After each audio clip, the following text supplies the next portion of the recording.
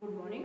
Today we are starting the derivation alpha is equal to 1 by T for an ideal gas.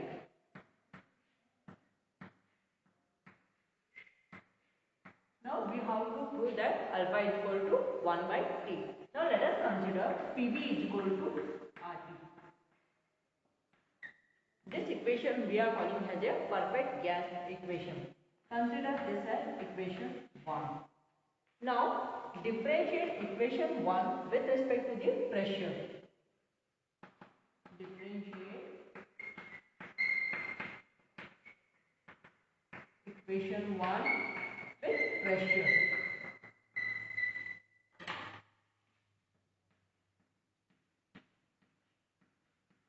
Now we are getting the equation P into dV is equal to R into dV. Now put this as equation 2. Now dividing equation 2 by 1. Dividing equation 2 by 1. We get P dV by PV is equal to R dt by T. R T. Now cancel the terms which are the same. PP get cancelled, RR get cancelled. The remaining term is dV by V is equal to dt by T. Or this can be also written in the form of dV by V. Just we are considering dt down, 1 divided by dt is equal to 1 upon T. We know that dV by V into 1 by dt is equal to alpha. Next we are putting that alpha is equal to, we are considering 1 by T. This is the derivation for an ideal gas. Alpha is equal to 1 by T. Now next we are studying about the specific heat of a substances.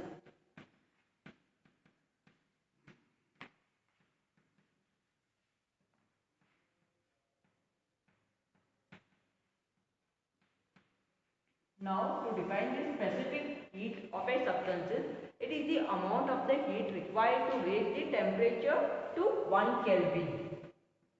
It is the amount of the heat required to raise the temperature to 1 Kelvin. Then we can call it as what? Specific heat of a substance. The SI unit for a specific of a substance is joule per kg per Kelvin. The dimensional formula for specific heat of a substance is m raised to 0, L raised to 2, T raised to -2, K raised to -1. The SI unit for the specific heat of a substance. Here again we are studying the unit of a heat. Unit of heat. We know that the SI unit of a heat is joule.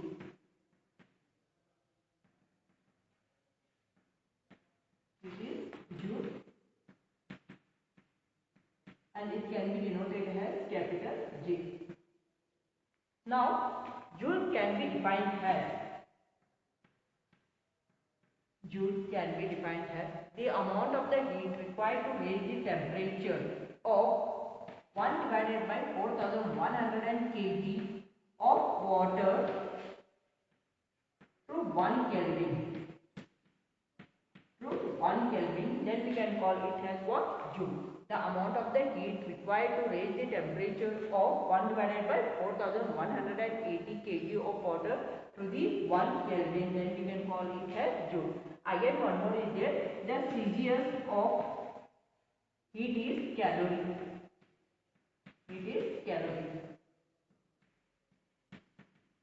Now this calorie can be defined as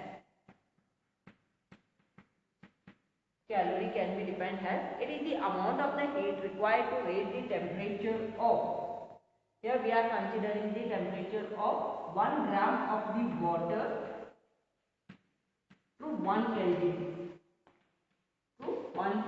Then you can call it as calorie. Calorie means it is the amount of the heat required to raise the temperature of 1 gram of the water to the 1 Kelvin. Then you can call call it as calorie. The relation between the joule and calorie, relation between joule and calorie can be written as 4.2 joule is equal to 1 calorie.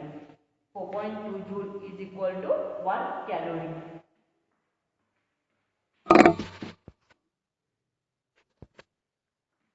Now next we are considering heat capacity.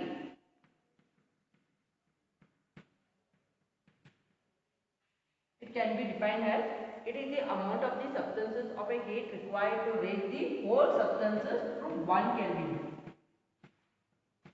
Whole substances to the 1 Kelvin is called as heat capacity. The amount of the heat required to raise the temperature of the whole substances to 1 Kelvin, then we can call it as heat capacity.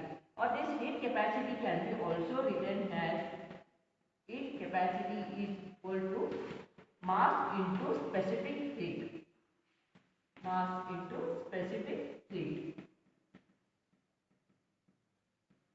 Or this can be also written in the terms of m into dq by m into dt.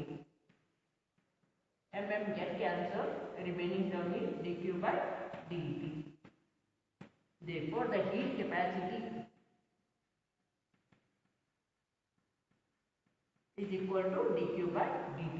In the same way, again we have to consider the specific heat at a constant value. Specific heat at a constant value and specific heat at a constant pressure. Again we have to define the definition for the specific heat at a constant value and the constant pressure. In this case we are considering, now let us consider the equation. We know that dq is equal to Cm dt. Now specific heat at a constant value we have to consider here. Now to define the constant value or the specific heat at a constant value, here we are considering the mass. It is the amount of the heat required to raise the temperature of a unit mass. Here we are considering the unit mass to 1 Kelvin. To 1 Kelvin, then we can call it as what? Specific heat at a constant value. In the same way, again we have to define at a pressure. Constant pressure.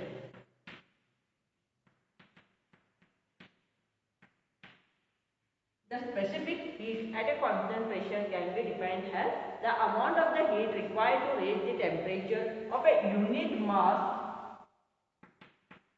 to the 1 Kelvin is called specific heat at a constant pressure. We know that equation dq is equal to, we have considered here Cm dt. Now if we are considering at a constant value, now let us consider dqb is equal to, just we are considering specific heat Cb into m into dt. Now in this case we know that dqb is equal to, consider Cb, or Cb is equal to, we are considering dqb. M is equal to, we are considering 1 unit mass. M is equal to 1 unit mass. Next dt is equal to, we are considering 1 Kelvin. By using this, we can define the definition of the specific heat at a constant value. In the same way, we have to define the specific heat at a constant pressure. Now let us consider the equation dq is equal to Cm dt. Now in this case, again we are applying the pressure. dqp is equal to Cp into m into dt. Now we know that value dqp is equal to Cp, or Cp is equal to dqp. Specific heat at a constant pressure. Next, again m is equal to, we are considering 1 unit mass. Next, dt is equal to 1 Kelvin. By using this, we are getting the definition of the specific heat capacity at a constant pressure. Now next we have to study about the molar specific heat. Molar specific heat. Here again we have to study the specific heat at a constant value and the constant pressure by using the molar. Now just we have studied that we have taken the in the specific heat capacity we have considered the mass, but in this case we have to consider the mole. In the case of the molar we have to consider the mole. Now first one we are considering the specific heat at a constant value. At a constant value. Okay, this can be defined as the amount of the heat or the amount of the substance, the amount of the heat which is used to require to raise the temperature of 1 mole of a substance to 1 Kelvin. Of a substance to the 1 Kelvin, then we can call it as molar specific heat at a constant value. In the same way, we have to define other one is your constant pressure. The molar specific heat at a constant pressure. Here we are telling that the amount of the heat required to raise the temperature of 1 mole of a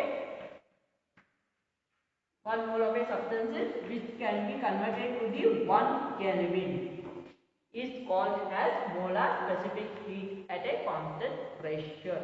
Now in this case we know that just in the molar we have to consider the mole. Okay?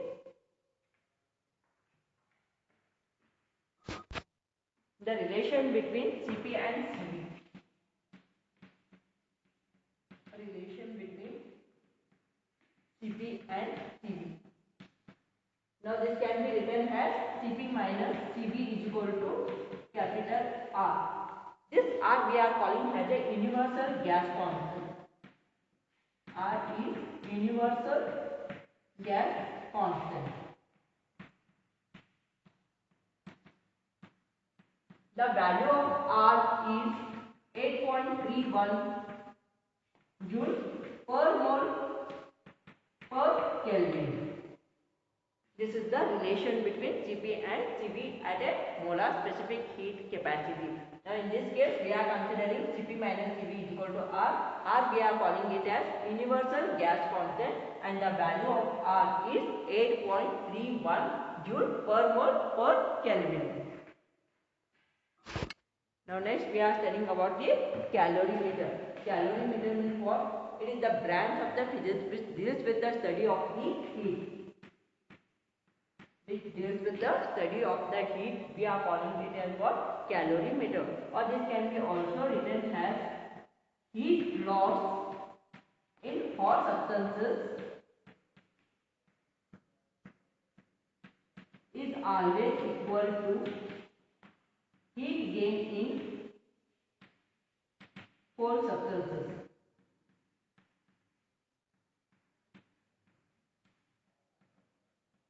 This we are calling as the calorimeter. First of all, calorimeter means what? It is the branch of physics which deals with the study of the heat.